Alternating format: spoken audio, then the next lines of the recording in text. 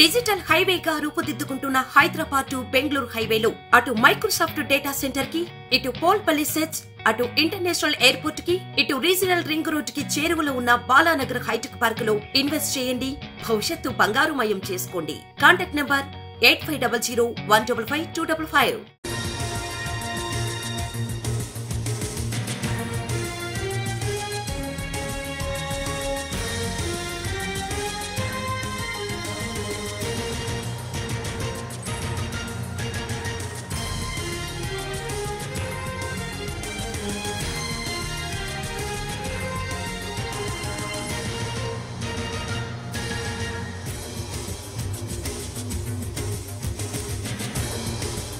పబ్బుల్లో drugs అమ్ముతున్న ముఠా గుట్టురట్టు చేశారు హైదరాబాద్ పోలీసులు. మాదాపూర్, గచ్చిబౌలి, జూబ్లీ హిల్స్ లోని పబ్బుల్లో డ్రగ్స్ విక్రయిస్తున్న ముఠా సభ్యులను అరెస్ట్ చేశారు. 10 గ్రాముల MDMAతో పాటు కొకైన్ స్వాధీనం చేసుకున్నారు. డ్రగ్స్ అమ్ముతున్న మిథున, కొంగాల ప్రియల్ను అరెస్ట్ చేశారు. బెంగళూరు, ముంబై, గోవా నుంచి డ్రగ్స్ తీసుకొచ్చి అమ్ముతున్నట్లు చెప్తున్నారు పోలీసులు.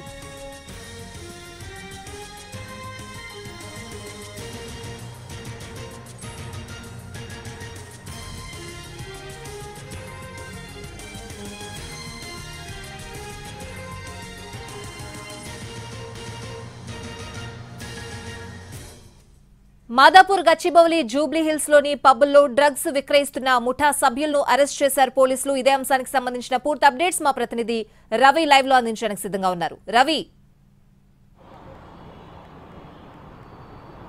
స్వాతి, సిటీలో ఉన్నటువంటి పబ్బులు ఒకప్పుడు డ్రగ్స్ కన్జ్యూమింగ్ పాయింట్లుగా మాత్రమే ఉండేవి, కానీ ఇప్పుడు ఏకంగా డ్రగ్స్ సెల్లింగ్ పాయింట్లుగా తయారయ్యాయి. హైదరాబాద్ వ్యాప్తంగా ఉన్నటువంటి 4 పబ్బుల్లో డ్రగ్స్ అమ్ముతున్నట్లుగా పోలీసులు గుర్తించారు.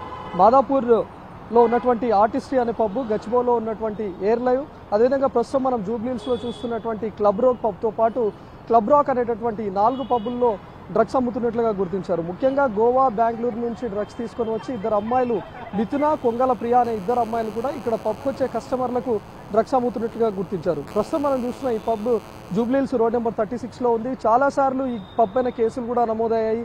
గతంలో కూడా పరిమితికి మించి ఇక్కడ నడిపిస్తూ ఉన్నారు. అర్ధరాత్రి తర్వాత కూడా మద్యం అమ్మకాలు జరుపుతూ ఉన్నారు అని కూడా కేసులు నమోదయ్యాయి. అయినా ఈ పబ్బు తీరు మార్చుకోలేదు. ఒకప్పుడు ఏకంగా డ్రగ్స్ని తీసుకొని వచ్చి పబ్బుల్లో చాటుగా ఎవరు గుర్తించారు కాబట్టి కొన్ని సెలెక్టెడ్ పబ్బుల్లో రెగ్యులర్ కస్టమర్స్ వస్తుంటారు కాబట్టి వాళ్ళు మాత్రమే డ్రగ్స్ సేవించేవాళ్ళు. అంటే బయట నుంచి డ్రగ్స్ తీసుకొని వచ్చి ఇక్కడ డ్రగ్స్ సేవించేవాళ్ళు. కానీ ఇప్పుడు ఏకంగా డ్రగ్స్ని పబ్బుల్లే విక్రయిస్తూ ఉన్నాయి. కస్టమర్లను అట్రాక్ట్ చేసే విధంగా పబ్లు అక్కడే డ్రగ్స్ అమ్ముతూ ఉన్నారు. అలాంటి పబ్బులపైన పోలీసులు రైడ్ చేసి గుర్తించి పట్టుకున్నారు. ప్రస్తుతం మనం చూసినటువంటి ఈ క్లబ్ రోక్ పబ్లో కూడా కస్టమర్లకు విక్రయించినట్లుగా తెలుస్తుంది. ఒక నెల క్రితం కూడా ఫిలిం నగర్లో ఉన్నటువంటి మూన్ షైన్ పబ్ వద్ద డ్రగ్ విక్రయిస్తుండగా ఒక బెంగళూరుకు చెందినటువంటి క్యాబ్ డ్రైవర్ను కూడా రెడ్ హ్యాండెడ్గా పట్టుకున్నారు. అప్పటి నుంచి పబ్ల పైన పోలీసులు గట్టిగా నిఘా పెంచారు. కేవలం అక్కడ ఎంజాయ్మెంట్ కోసమే కాదు, డ్రగ్స్ కోసమే ముఖ్యంగా అక్కడికి వస్తున్నట్లుగా గుర్తించారు.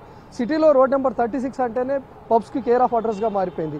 అలాంటి పబ్బుల్లో ఎక్కడెక్కడైతే డ్రగ్స్ ఆనవాళ్ళు ఉన్నాయో వాటిని గుర్తించారు. ముఖ్యంగా పబ్బుల్లోనే డ్రగ్స్ దొరుకుతున్నట్లుగా కూడా గుర్తించారు. ప్రస్తుతానికైతే ఈ 4 పబ్బుల్లో 2 అమ్మాయిలు ఇక్కడ డ్రగ్స్ తీసుకొని వచ్చి కస్టమర్స్కి అమ్ముతూ ఉన్నారు. కాబట్టి ఆ కస్టమర్స్ కూడా రెగ్యులర్గా పలానా ఈ పబ్లో డ్రగ్స్ దొరుకుతాయి కాబట్టి అక్కడికే రావడం చేస్తూ ఉన్నారు. ముఖ్యంగా అటు మాదాపూర్లో ఉన్నటువంటి నోవాటెల్ హోటల్లో ఉన్నటువంటి ఆర్టిస్ట్రీ పబ్ పైన కూడా ఎవరికి అనుమానం రాదు. ఎందుకంటే అది కంప్లీట్గా నోవాటెల్ హోటల్లో ఉంటుంది కాబట్టి అక్కడ సెలెక్టెడ్ కస్టమర్స్ లేకపోతే రెగ్యులర్గా వచ్చేటటువంటి కస్టమర్స్కే టేబుల్స్ ఇచ్చేటటువంటి అవకాశం ఉంటుంది.